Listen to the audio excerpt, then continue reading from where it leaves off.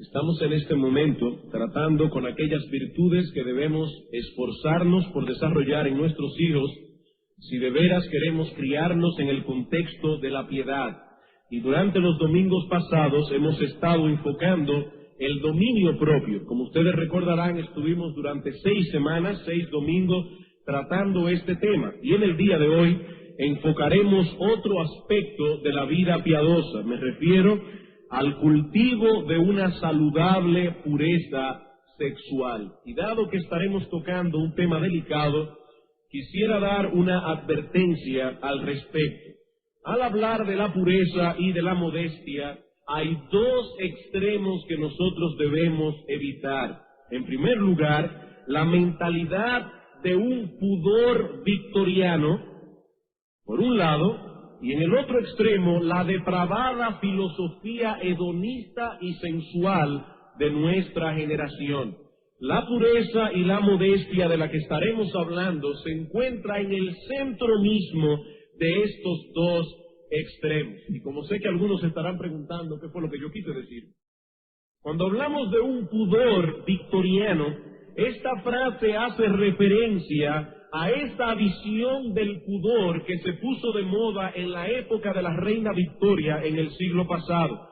Pretendía ser una defensa de la modestia y la castidad, cuando en verdad no era otra cosa que una visión distorsionada de la pureza que la Escritura promueve.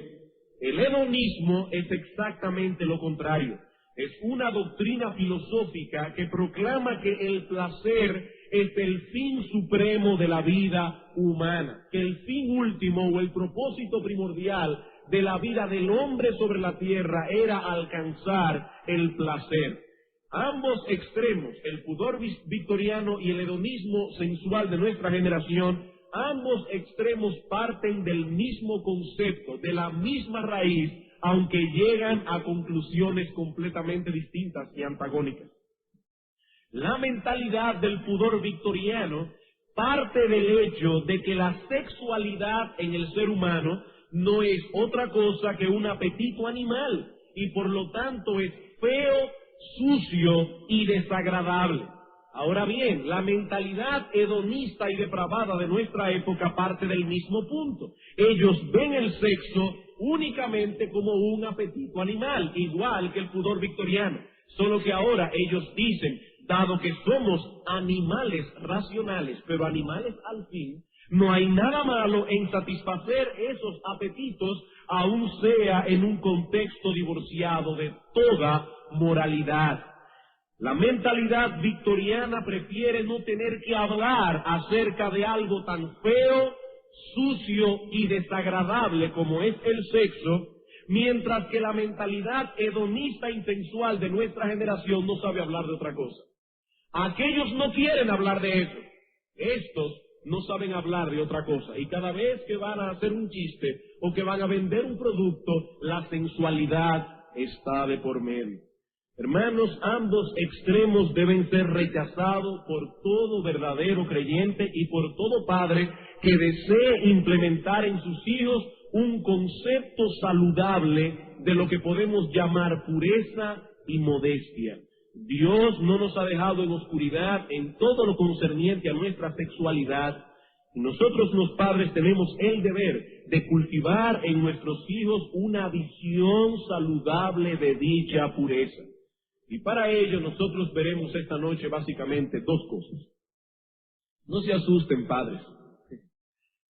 Estamos hablando de cosas que están en la Escritura y nosotros debemos traspasarla también, tal y como Dios las habló en la palabra de Dios. Eso no le va a hacer daño a sus hijos, eso nos va a ayudar.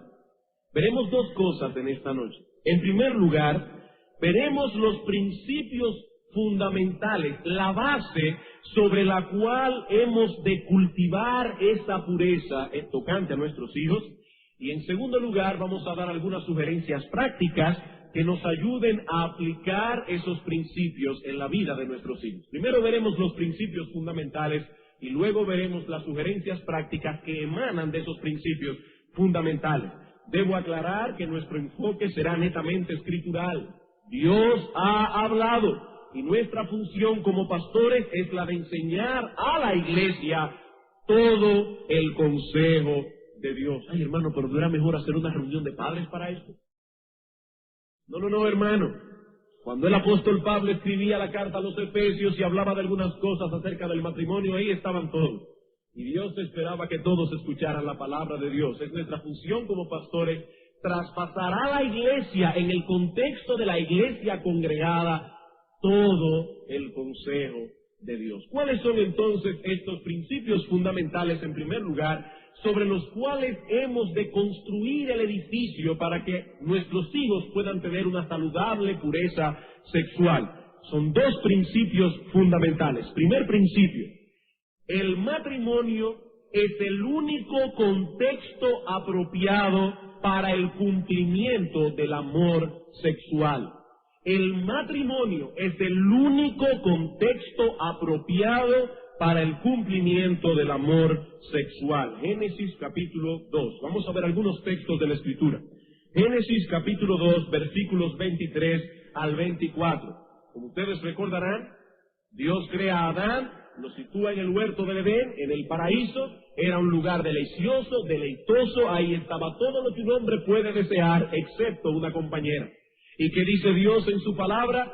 No es bueno que el hombre esté solo. Y es en ese contexto de soledad que Dios le crea a Adán una mujer que pueda suplir todas las necesidades emocionales, sociales, etcétera, de ese hombre. Dice aquí, versículo 23, dijo entonces Adán: esto es ahora hueso de mis huesos y carne de mi carne. Esta será llamada varona porque del varón fue tomada. Por tanto dejará el hombre a su padre y a su madre y se unirá a su mujer y serán una sola carne. Y estaban ambos desnudos, Adán y su mujer, y no se avergonzaban. En estos días estaba escuchando una serie de sermones del pastor Martin acerca de las emociones, no acerca de este tema, sino acerca de las emociones en el ser humano. Y él decía que este texto debe ser leído con un énfasis correcto. Y creo que él tiene razón cuando afirma que cuando Adán vio a Eva, él no dijo: oh, qué interesante, esto es ahora hueso de... No, hermano, no. Así no fue que Adán vio a Eva. Cuando este hombre se encontró con esta mujer, dijo: wow, esto es ahora. Fue en ese tono que lo hizo. Él estaba emocionado, entusiasmado con la compañera que Dios le había dado. Y dice el texto: por tanto dejará el hombre a su padre y a su madre, se unirá a su mujer, y los dos serán una sola carne. Y estaban ambos desnudos, Adán y su mujer, y no se avergonzaban. Dice que ellos dos son una sola carne. Y a la luz de 1 Corintios capítulo 6, vemos que esto incluye la relación íntima de un hombre con una mujer. No es todo lo que implica el ser una sola carne, pero indudablemente el concepto de la intimidad matrimonial está incluida en la frase. En 1 Corintios capítulo 6 dice el apóstol Pablo que el que se une con una ramera es un cuerpo con ella. ¿Y qué nos dice el texto aquí? Que un hombre debe ser una sola carne ¿con quién? Con su mujer. Aquí no dice, por tanto, dejará el hombre a su padre y a su madre y se unirá a una mujer o a unas mujeres. Ahí dice, se unirá a su mujer. ¿Y qué es lo que constituye que una mujer sea mi mujer o sea tu mujer? ¿Qué es lo que constituye esto? La institución matrimonial. La Escritura nos enseña que el matrimonio es un pacto de compañía. ¿Recuerdan, hermanos, la definición que dimos hace 2 domingos atrás en la serie del Día del Señor acerca de lo que es un pacto?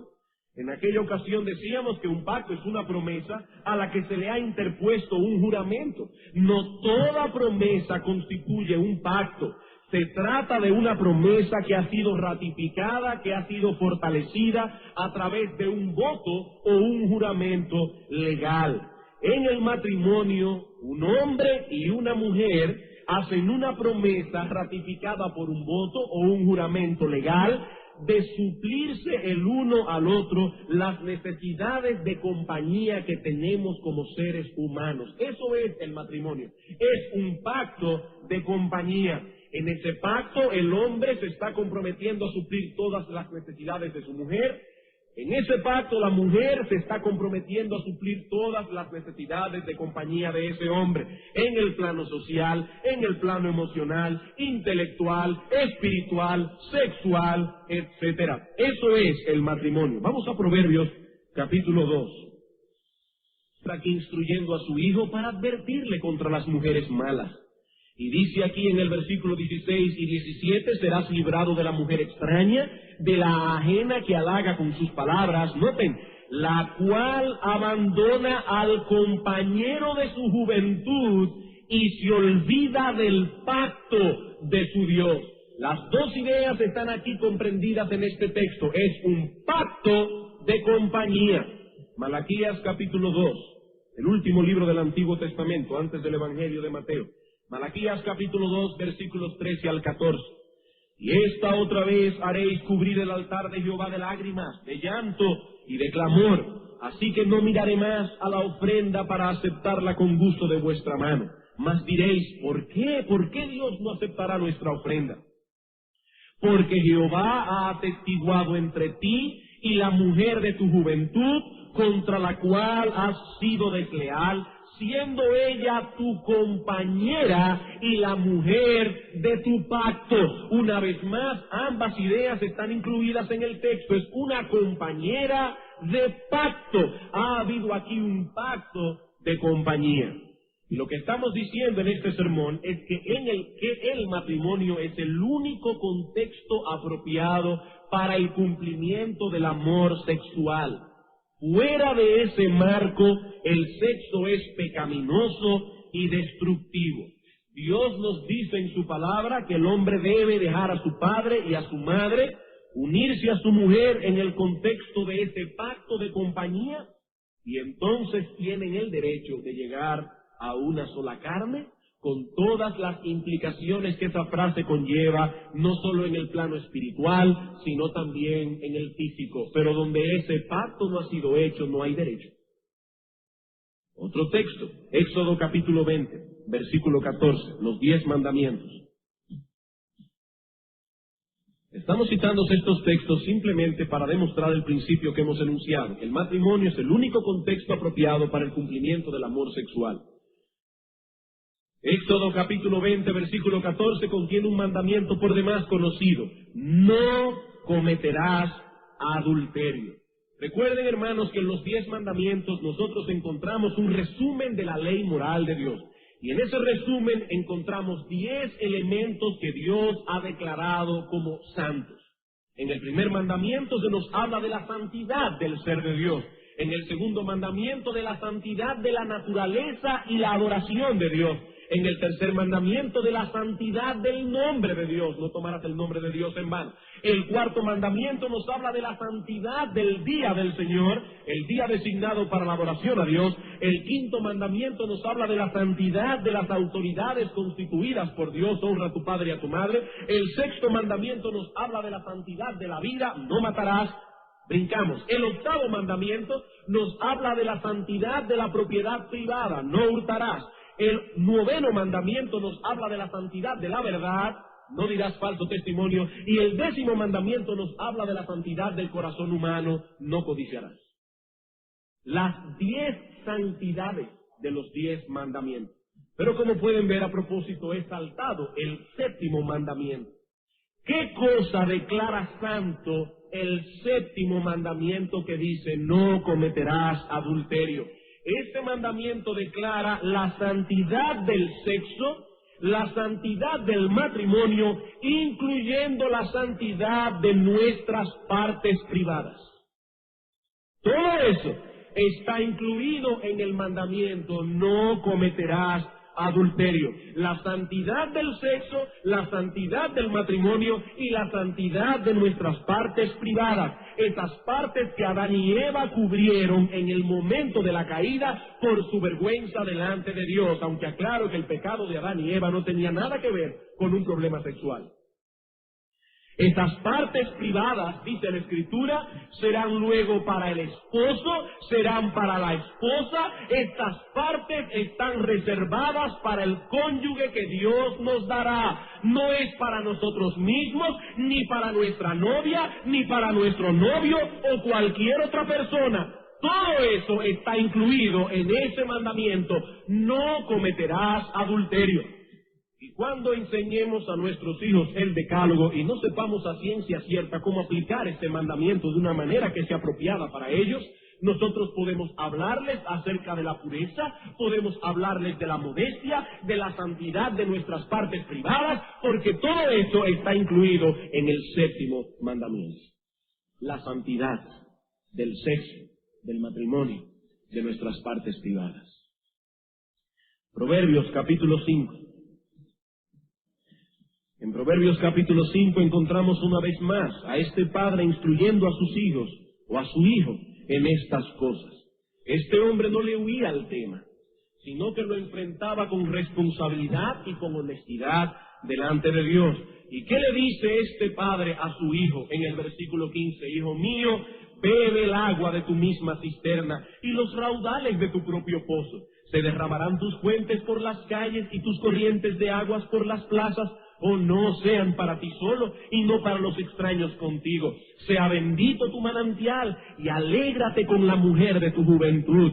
Como sierva amada y graciosa gacela, sus caricias, o como dice el texto hebreo, sus senos te satisfagan en todo tiempo, y en su amor embriágate siempre. ¿Y por qué, hijo mío, andarás ciego con la mujer ajena y abrazarás el seno de la extraña? Porque los caminos del hombre están ante los ojos de Jehová, y él considera todas sus veredas. Prenderán al impío sus propias iniquidades, y retenido será con las cuerdas de su pecado. Él morirá por falta de corrección y errará por lo inmenso de su locura.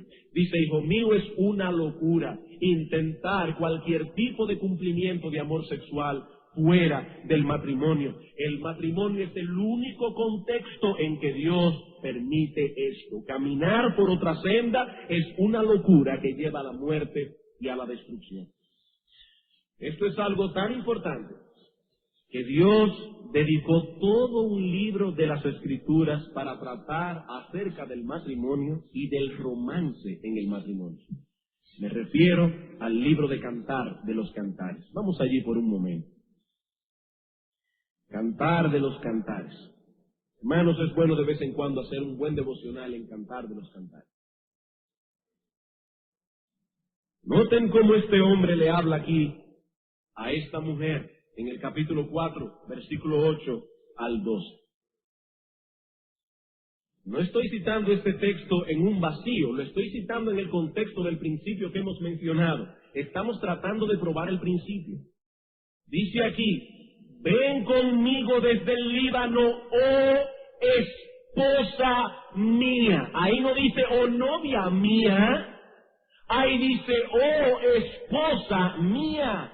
Ven conmigo desde el Líbano, etc. Versículo 9. Prendiste mi corazón, hermana, esposa mía. Y por si acaso aquí el autor no está pensando en una relación incestuosa. El autor está pensando aquí en el mismo contexto de Primera de Pedro, capítulo 3, versículo 7, donde el apóstol Pedro dice, esposos, traten a sus esposas con sabiduría para que vuestras oraciones no tengan estorbo delante de Dios, porque ellas son coherederas de la gracia de Dios. Ellas son hermanas en Cristo, si son creyentes. Son hijas de tu mismo Padre.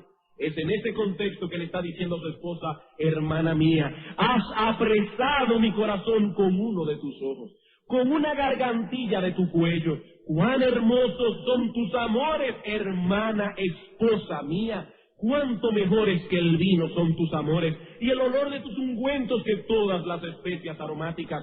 Como panal de miel destilan tus labios, oh esposa. Versículo 12, huerto cerrado eres, hermana mía, esposa mía. Obviamente, el autor está aquí tratando acerca del amor romántico de un hombre por su esposa.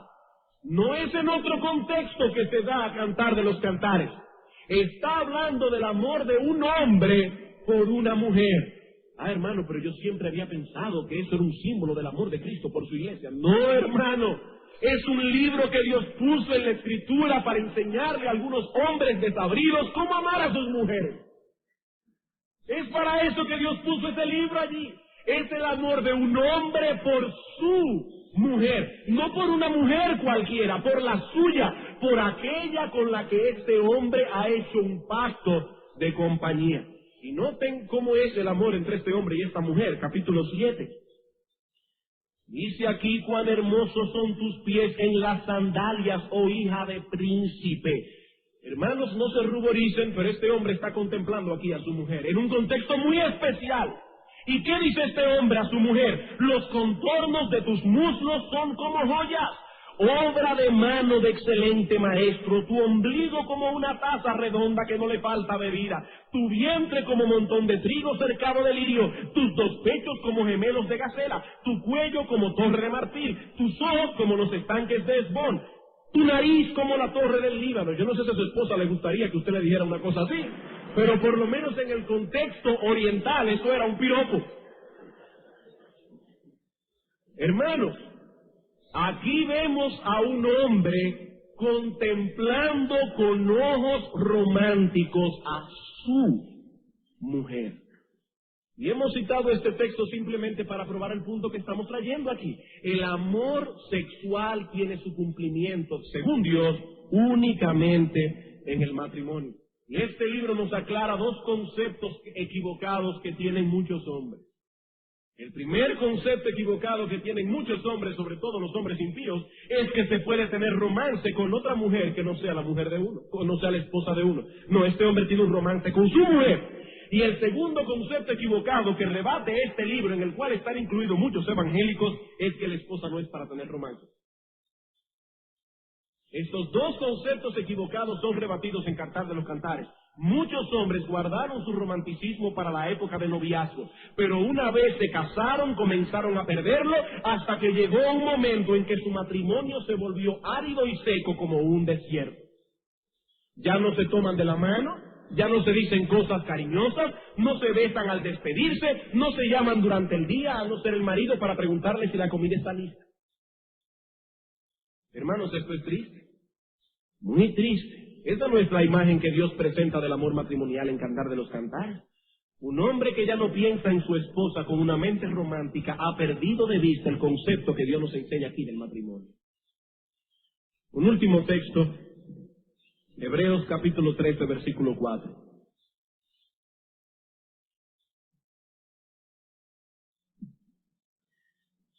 Hebreos capítulo 13, versículo 4. Hermanos, nuestras esposas no son simplemente la mamá de nuestros hijos. Ese no es el concepto que tiene Dios en su palabra.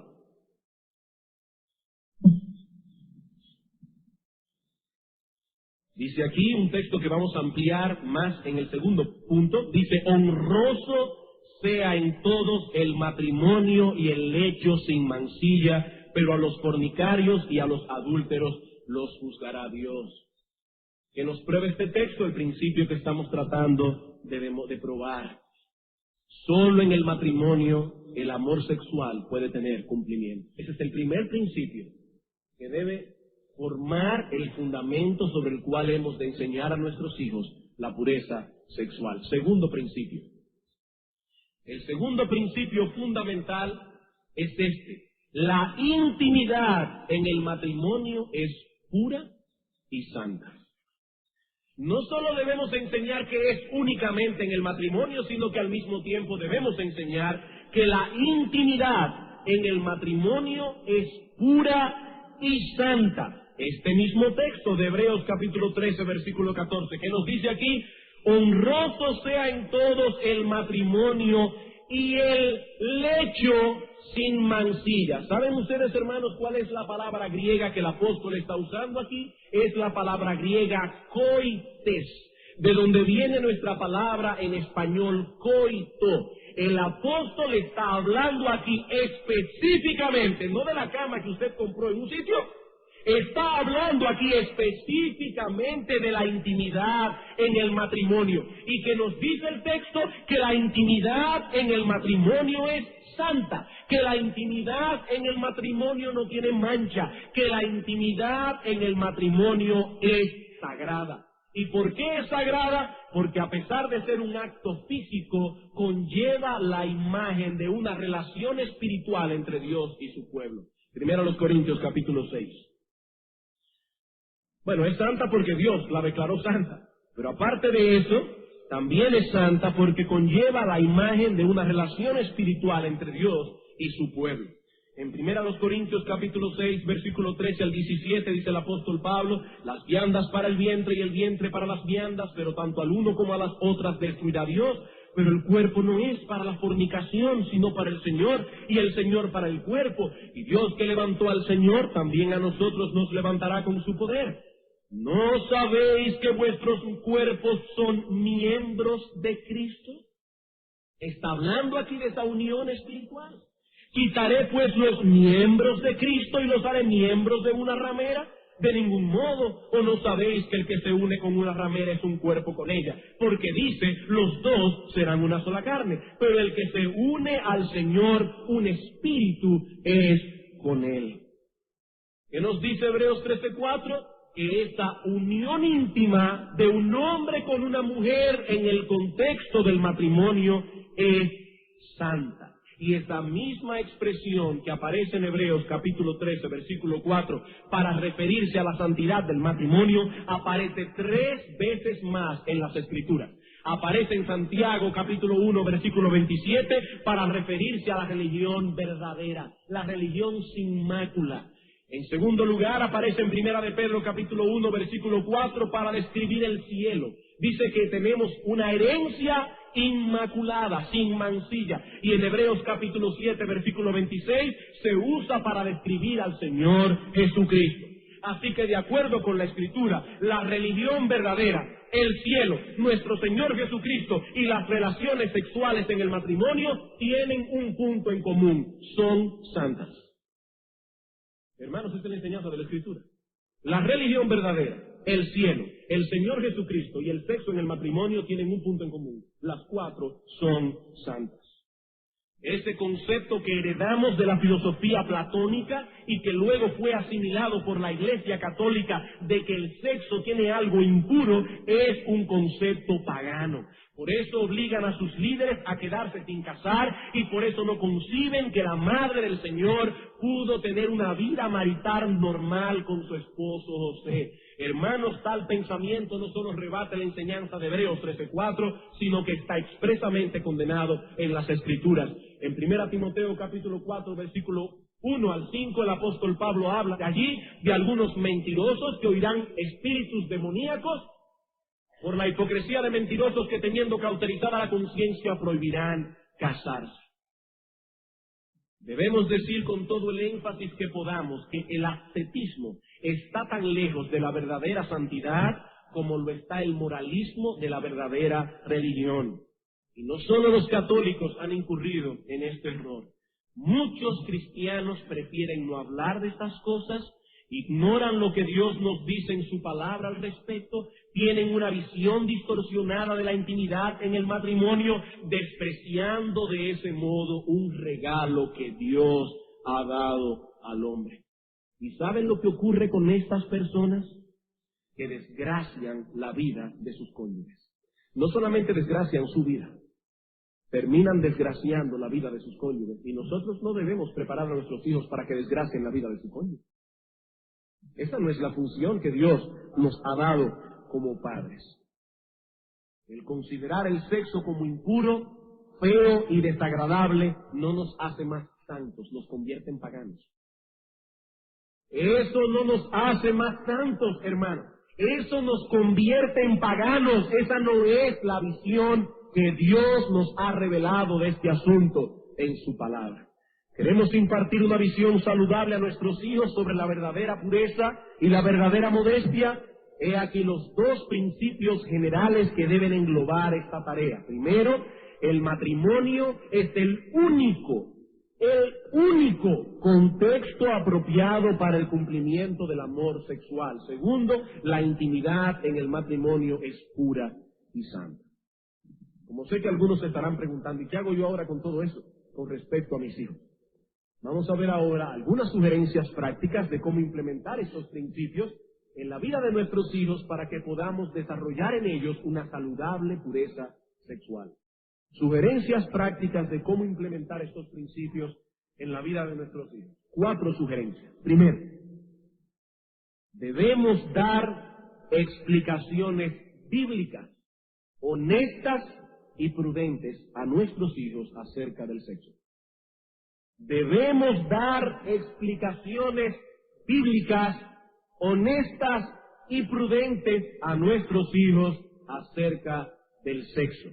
Hermanos, nuestros hijos necesitan información y somos nosotros quienes debemos proveérselas.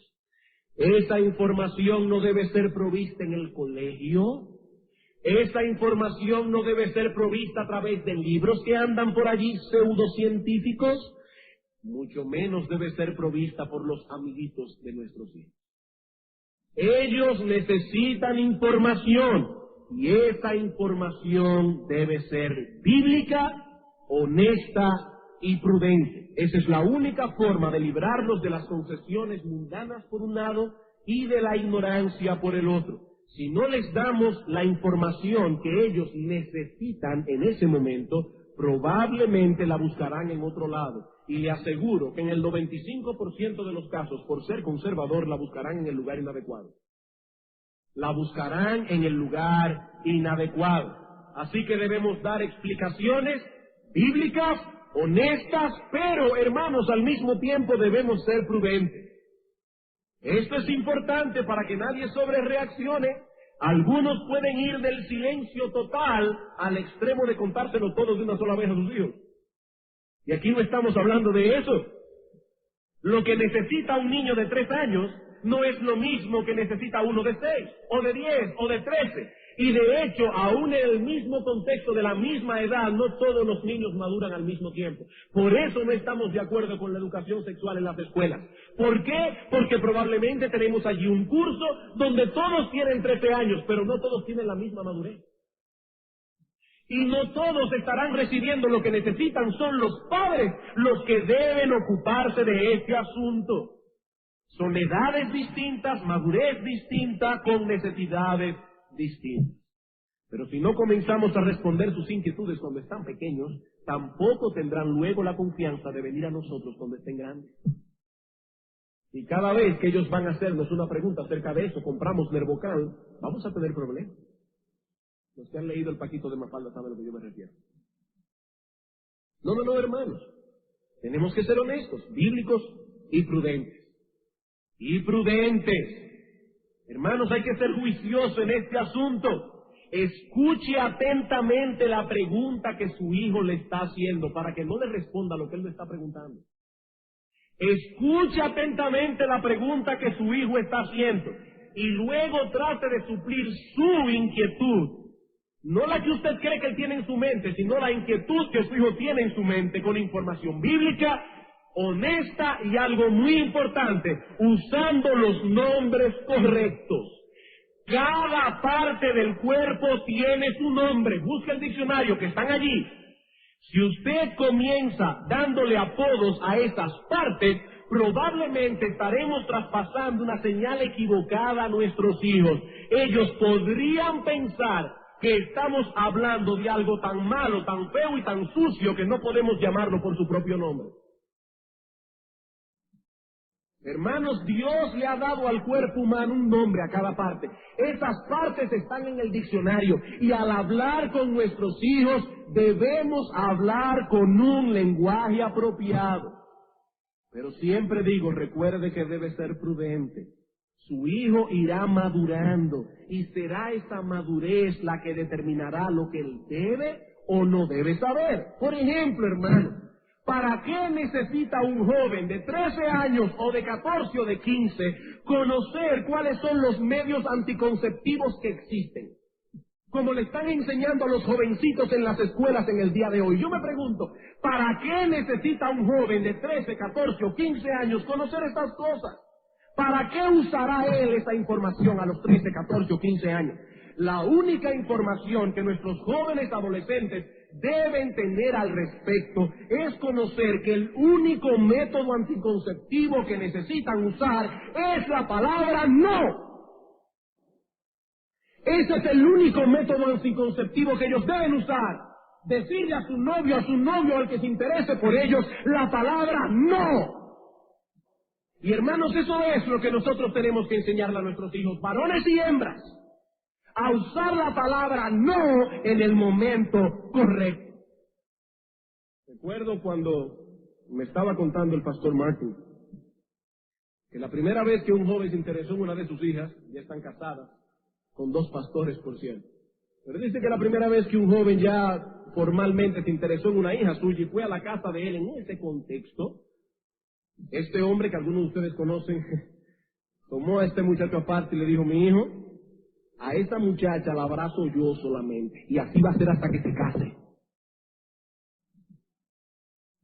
Los padres tienen que cuidar a sus hijas, y hay que enseñarles a usar la palabra no. Eso es todo lo que ellas necesitan saber a los 13 años, en cuanto a este asunto me refiero. La sociedad moderna se ha ido a un extremo en este asunto, pero los cristianos tenemos la capacidad de mantenernos en el balance correcto. ¿Saben por qué? Porque tenemos la información correcta. El mundo no la tiene, nosotros sí, en la palabra de Dios. Y Dios no nos ha dejado en oscuridad con respecto a estas cosas. Segunda sugerencia práctica. ¿Queremos desarrollar una saludable pureza y modestia en nuestros hijos? Entonces debemos vivir con modestia delante de nuestros hijos. Debemos vivir con modestia delante de nuestros hijos, tanto a nivel privado como a nivel público.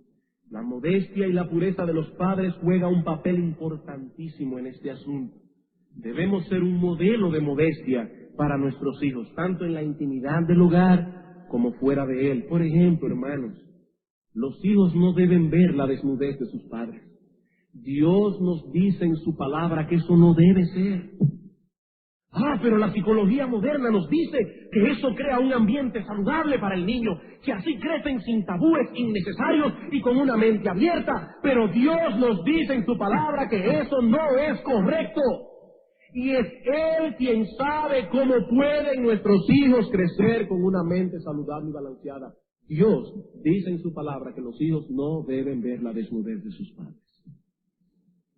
Y hermanos, Dios sabe cómo funcionan nuestros hijos mejor que nosotros mismos, porque Él fue que los creó. Él fue que los creó. Y debemos darle a nuestros hijos un modelo, un patrón de modestia en el hogar. Es lo mismo con respecto a la forma de vestir de los padres, sobre todo de las madres. Los hijos necesitan ver en sus madres un modelo apropiado de modestia en el vestir. Dios nos advierte constantemente en las Escrituras a los hombres y a las mujeres que se cuiden de no mostrar su desnudez, a no ser a su marido. Primera a los Corintios, capítulo 12. Esto es tan serio, hermanos, que aún en el Antiguo Testamento, Dios mandó que el altar no tuviera gradas para que cuando el sacerdote subiera a sacrificar no se le vieran sus calzoncillos. Y estoy usando la palabra que aparece en Reina Valera. Hermanos, Dios tuvo tanto cuidado que aún en eso se fijó. Y nosotros no debemos tomar esto con ligereza, porque Dios no lo trata con ligereza.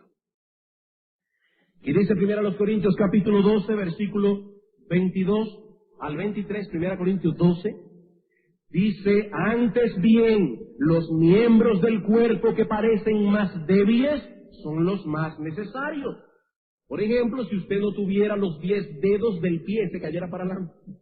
Es una tontería, pero son necesarios los 10 dedos del pie.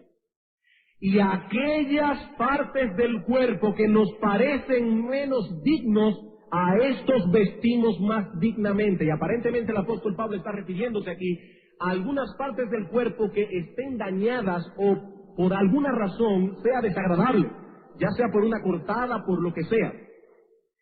Y los que en nosotros son menos decorosos se tratan con más decoro. ¿Y a qué se refiere Pablo al usar esa palabra?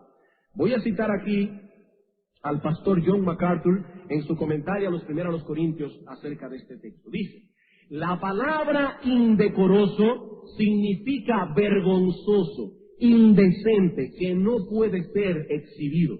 Y aquí se refiere a aquellas partes del cuerpo consideradas como privadas y que deben ser cubiertas. En casi todas las sociedades de la historia, con la excepción de unas pocas tribus primitivas, esas partes del cuerpo han sido tratadas con modestia, que es lo que Pablo está diciendo aquí. El hecho de que muchas personas hoy estén descartando esta modestia natural, explotando más bien estas partes que tradicionalmente eran consideradas como privadas, indica hasta dónde se ha extendido la depravación moderna. Y termina la cita. ¿Quiere decir este texto que hay algunas partes del cuerpo que son pecaminosas, que son indecentes en sí mismas? Por supuesto que no. Tal cosa contradeciría todo el material bíblico que hemos presentado hasta ahora. Nuestro cuerpo, desde la punta de la cabeza hasta la punta del pie, lo diseñó Dios. Y en ese cuerpo no hay nada que sea feo, sucio, desagradable o pecaminoso en sí mismo. Pero lo que sí nos enseña este texto es que hay ciertas partes del cuerpo que una mujer no debe enseñar, a no ser a su marido. Y lo mismo podemos decir con respecto al hombre. Y lo que es vergonzoso, indecente, impuro, es que no se tenga el cuidado de cubrir esas partes. Hermanos, nosotros estamos viviendo en un mundo caído que explota la sensualidad, la atracción física, y lo que la Escritura intenta producir en los hijos de Dios es un fuerte sentido de prudencia para que ninguno de nosotros se convierta en una ocasión de pecado para otro. Mateo capítulo 18. Y cualquiera que haga tropezar a alguno de estos pequeños que creen en mí, mejor le fuera que se le colgase al cuello una piedra de molino de asno y que se le hundiese en lo profundo del mar. ¡Ay del mundo por los tropiezos! Porque es necesario que vengan tropiezos, pero ¡ay de aquel hombre por quien viene el tropiezo! Por tanto, si tu mano o tu pie es ocasión de caer, córtalo y échalo de ti. Mejor te es entrar en la vida cojo o manco que teniendo 2 manos o 2 pies y ser echado en el fuego eterno. Y si tu ojo te es ocasión de caer, sácalo y échalo de ti. Mejor te es entrar con un ojo solo en la vida que teniendo 2 ojos ser echado en el infierno de fuego. Nosotros vemos en este texto que la Escritura no solo condena las miradas inconvenientes, como vemos aquí, es decir, mirar lo que no debemos mirar, también condena severamente el que por maldad o por ligereza se convierta a alguien en un objeto de tentación o de estorbo para otros. Dice Cristo: ¡ay de aquel por quien viene el tropiezo!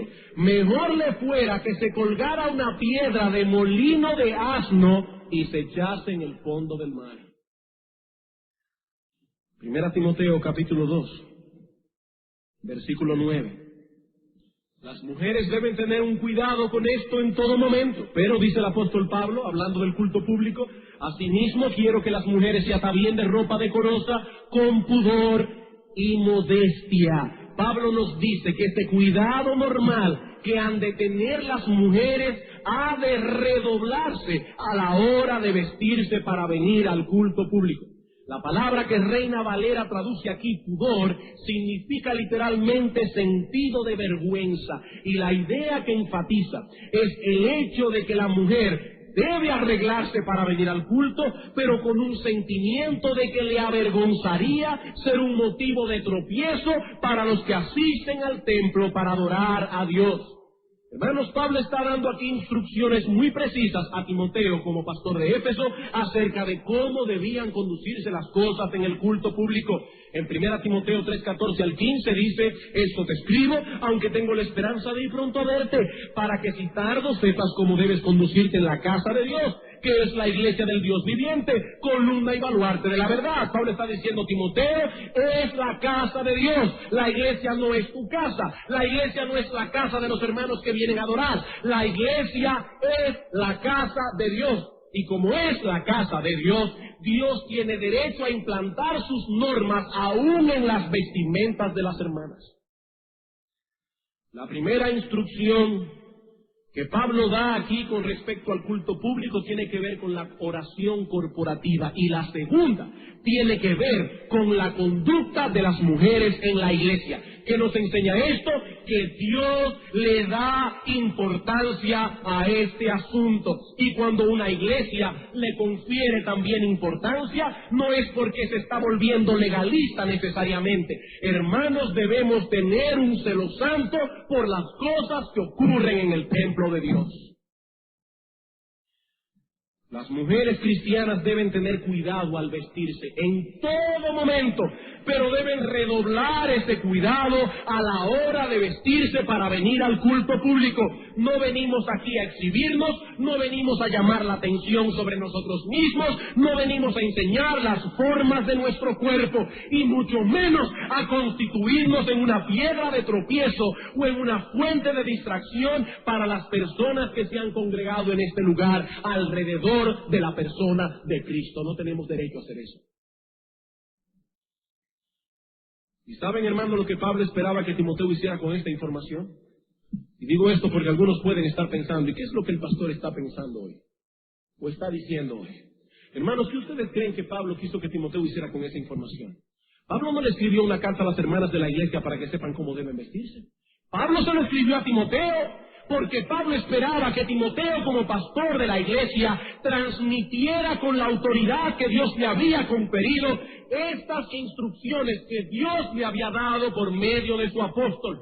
Timoteo debía predicar acerca de esto, como también debía amonestar de manera privada a las personas que continuasen en un patrón de conducta impropio. Hermanos, quiero hablar aquí con un corazón pastoral.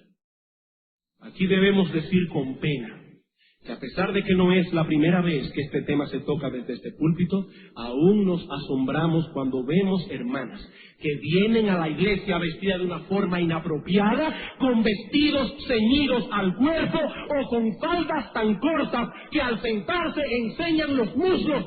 Eso no es lo que Dios dice en su palabra.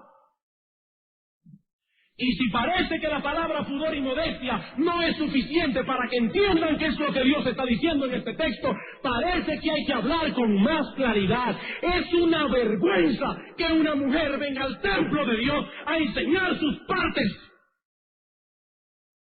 Hermanos, eso no es vestirse con el sentido de vergüenza que Pablo menciona aquí en esta carta. Eso es hacerlo con ligereza. Hermanos, ustedes saben muy bien que desde este púlpito se ha atacado muchas veces el legalismo, porque no creemos que un legalismo promueve la verdadera santidad. Pero los pastores estamos viendo con preocupación cómo sutilmente nos estamos acercando a los patrones mundanos. Y como ahora se usa la falda corta y estrecha, ahí están las cristianas acortando su vestuario. Hermanos, eso es mundanalidad. Eso no es legalismo, eso no es libertad cristiana, eso es mundanalidad. Y hermanos varones de nuestra iglesia se han acercado porque hermanas le han sido de tropiezo. Hermanos, dice la Escritura, mejor ponte una piedra de molino de asno y échate en el fondo del mar, porque eso es grave a los ojos de Dios. Es grave a los ojos de Dios. Si una hermana llega al extremo de venir al culto vestida inmodestamente, yo me pregunto cómo será en la calle. ¿Cómo será en la calle? Si no tienen respeto por la casa de Dios, donde se reúne el pueblo de Dios, donde se predica la palabra de Dios. Hermanos, yo no quiero ser desagradable, pero esas partes del cuerpo se le enseñan al marido, no a otros hombres. Y cuando se ponen una falda deben sentarse con ella para ver si se les sube, porque aquí no venimos a enseñar los muslos, aquí venimos a adorar a Dios sin distracción. Aquí venimos a adorar a Dios sin distracción, sin serle de tropiezo a nadie. Y si es una mujer casada y con hijos, ¿saben quiénes serán los primeros en tropezar? Sus propios hijos. Sus propios hijos, porque no se les está traspasando una imagen correcta de lo que significa el verdadero pudor y la verdadera modestia. Hermanos, lejos esté de mí el querer ofender a algunos aquí. ¿Ustedes creen que es agradable para uno pararse aquí sabiendo que 2 o 3 deben estar pensando, ¿y qué es lo que te cree? Pero hermanos, aún es preferible que alguno salga ofendido de este lugar, y no que sea nuestro Señor Jesucristo quien salga ofendido de este lugar por la inmodestia de muchas hermanas. Hermanos, tenemos que tener celo por la casa de Dios y por las cosas de Dios. El mismo celo que mostró Finés. ¿Han leído número 25? Al pueblo de Dios se le ocurrió coger unas mujeres de Moab. Y Dios castigó al pueblo con una plaga, y a un israelita, hijo de una casa paterna, un jefe de Israel, se le ocurrió tomar una moabita, también hija de un jefe de una casa paterna de Moab, y exhibirla en la congregación de Israel. ¿Saben lo que hizo Finés? Tomó una lanza, entró a la alcoba donde estaban acostados y traspasó a ese hombre y a la mujer con una lanza. ¿Y saben lo que dice Dios? Honró a Finés e hizo un pacto de sacerdocio perpetuo con él y su familia, porque tuvo celo por la casa de Dios.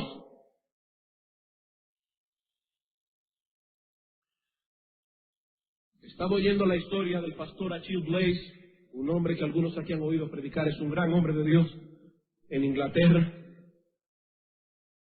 Y en una ocasión a una mujer se le ocurrió entrar en su iglesia con una falda corta, un traje escotado, por atrás y por delante. ¿Saben lo que hizo ese pastor? Lo que quizá muchos hombres no se atreverían a hacer hoy por falta de celo y temor a los hombres. Fue con un chal y le dijo: Madame, es un negro, bueno, algunos lo han visto en foto, es un hombre imponente, es un hombre de Dios. ¿Y sabe lo que hizo ese hombre? Fue y le dijo: Madame, cúbrase su desnudez, esta es la casa de Dios, y aquí no puedo permitir que venga una mujer vestida como una ramera. Hermanos, es modestia, es pureza, es la casa de Dios y es fuera de la casa de Dios. Hermana, ¿sabe lo que tú eres? Tú eres una representante de Cristo, y a la hora de comprar un vestuario, a la hora de ponerte un vestido, debes consultar estos principios, no la revista Vogue. No es lo que dice Pierre Cardin, no es lo que dice Yves Saint Laurent, es lo que dice Dios en su palabra. Dios no nos ha dejado en oscuridad con respecto a esto. Dios nos dice en su palabra a las mujeres que se vistan con un sentido de vergüenza. Sentido de vergüenza. Y no solo a la hora de venir al culto, hermana, es en todo lugar. Hermanos, cuidado. Probablemente muchas aquí no llegan al extremo que llega el mundo, con la minifalda. Pero yo me pregunto, ¿están en el patrón bíblico? O si no estamos en el extremo del mundo, gracias al Señor. Me avergonzaría si viera una hermana de la iglesia vestida de esa manera. Pero hermanos, estamos en el modelo que dice Dios en su palabra, de mujeres que no enseñan la forma de su cuerpo, que no se ponen pantalones apretados porque no quieren llamar la atención. ¿O tenemos temor de parecer ridículos? ¿Tenemos temor de parecer ridículos? ¿O tenemos temor de ofender a nuestro Dios? Hermanos, lo que está de moda no tiene que ser necesariamente pecaminoso. Pero un creyente hará uso de esas cosas que están de moda, tomando en cuenta 1 Tesalónicas 5:22. Absteneos de toda especie de mal. Absteneos de toda especie de mal. Hermanos, se me ha ido el tiempo y me quedan 2 principios. Vamos a verlos brevemente. ¿Queremos criar a nuestros hijos con una saludable pureza sexual? En primer lugar, debemos dar explicaciones bíblicas a nuestros hijos, honestas, prudentes. Debemos vivir con modestia delante de ellos. Tercero, debemos advertirles con advertencias específicas a medida que vayan creciendo. Debemos advertirles con advertencias específicas a medida que vayan creciendo. En Proverbios capítulo 5 vemos allí, no lo busquen, a un padre hablándole a su hijo y diciéndole: hijo mío, ten cuidado con la mujer ramera. Hijo mío, ten cuidado con la mujer astuta de corazón, con la mujer alborotadora. Nosotros debemos enseñarle a nuestros hijos en qué tipo de mujer se van a fijar a la hora de fijarse en una mujer. Que sea una mujer como Tamar. ¿Cómo se vestía Tamar? Dice 2 Samuel capítulo 13, se vestía como una de las vírgenes en Israel. No como las vírgenes en el mundo, como una de las vírgenes en Israel. Y debemos decirle: hijo mío, cuando tú ves a una joven vestirse como una de las hijas vírgenes del mundo, no te fijes en esa mujer, aunque es hermosa, esa mujer no sirve. Porque dice la Escritura en Proverbios que como zarcillo de oro en el hocico de un puerco es una mujer hermosa apartada de razón. Y eso es una insensatez. Eso es una insensatez, vestirse así. Y hay que tomar a nuestros hijos varones y decirle: hijo mío, yo quiero que te fijes en una mujer piadosa. Y las mujeres piadosas son así, así, así, así. Ellos necesitan advertencias específicas acerca de las cosas que se encontrarán en su vida. A las jóvenes hay que advertirles de la seducción. De la seducción, si ellas son ingenuas, si no tienen información, serán seducidas y arrastradas por hombres que serán lo suficientemente astutos como para arrastrarlas. Hay que advertirles a nuestras hijas que nunca se expongan a una situación en que estén a solas con un hombre. Hermano, si su hija es grandecita, dígale eso. Que no se debe exponer a esa situación. Los padres deben proteger a sus hijas. Y lo mismo deben advertirles de ser inmodestas por ignorancia. ¿Cómo es eso? Dice el pastor Nichols, hablando acerca de esto, que no solo es necesario que los padres cuiden a sus hijos, a sus hijas en esto, sino también los esposos a las esposas, a no ser inmodestas por ignorancia. Deben los padres enseñar a su esposa lo mismo que a sus hijas, que los hombres no son como las mujeres en esto, que los hombres reaccionan por lo que ven. Por eso Cristo dice claramente en Mateo 5:27 que el que mira a una mujer con ojos de codicia ya adulteró con ella en su corazón. Debemos enseñar a nuestras hijas a que tengan cuidado en la forma que caminan, a que tengan cuidado en la forma que se sientan, para que no enseñen lo que no deben enseñar. Debemos enseñarle a nuestras hijas a que tengan cuidado cuando se agachen, para que tengan pudor y no sean inmodestas por ignorancia. Aunque en esto también debemos ser prudentes y juiciosos. Estas advertencias tendrán su momento apropiado.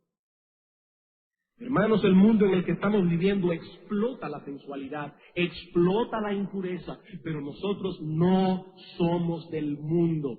La efectividad de la iglesia radica en el hecho de que somos distintos, Y es nuestro deber equipar a nuestros hijos para que tengan la capacidad de pasar por este campo minado que es el mundo, pero que lo hagan guardando su pureza. Es por un campo minado que van a pasar, pero que lo hagan guardando su integridad. Y finalmente, cuarto principio, si queremos desarrollar a nuestros hijos en un contexto apropiado, ellos necesitan convivir en un clima saludable de amor filial. Ellos necesitan convivir, desarrollarse en un clima saludable de amor filial. Hermanos, esto es trascendental. Si vamos a desarrollar en nuestros hijos conceptos saludables acerca del amor matrimonial, debemos comenzar a mostrarles un patrón adecuado en nuestra propia casa. Ellos deben percibir claramente que papi y mami se aman. Ellos deben percibir claramente que papi y mami están locamente enamorados el uno del otro. Ellos no deben tener ninguna duda de que para papi no existe un amor más grande que el de mami, a no ser el amor por su Señor. Y ellos deben ver que para mami no existe en el mundo nada más importante que el amor que tiene por su esposo. Ese amor incluso es más importante que el amor que ella tiene por sus hijos. Hermanos, esta visión que tienen algunas mujeres, que primero son mamás y luego son esposas, no es bíblica. Esa visión no es bíblica. Ellas fueron creadas primariamente para ser ayuda idónea de sus maridos. Claro que también deben ser mamás y buenas mamás, Pero ellas fueron creadas primariamente para ser ayuda idóneas de sus maridos, porque al final se quedarán como estaban al principio, solos. Solos. Y nuestros hijos necesitan percibir estas cosas. Ellos deben ver que papi y mami se tratan con ternura. Hermanos, ellos tienen que ver eso. Abrace a su mujer. Que sus hijos tienen que percibir que usted la ama, que está enamorado de ella. Dígale un piropo delante de sus hijos, claro que se pueda decir delante de ellos. Que sus hijos necesitan ver eso es parte integral de que ellos crezcan como seres humanos normales. A la vez que deben experimentar también que papi y mami los tratan a ellos con ternura. Es una casa donde hay amor, hay ternura, hay amor filial. Entre papi y mami con ellos, todo.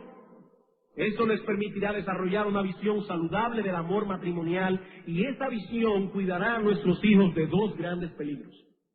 En primer lugar, del peligro de tener una visión fatalista y distorsionada del matrimonio.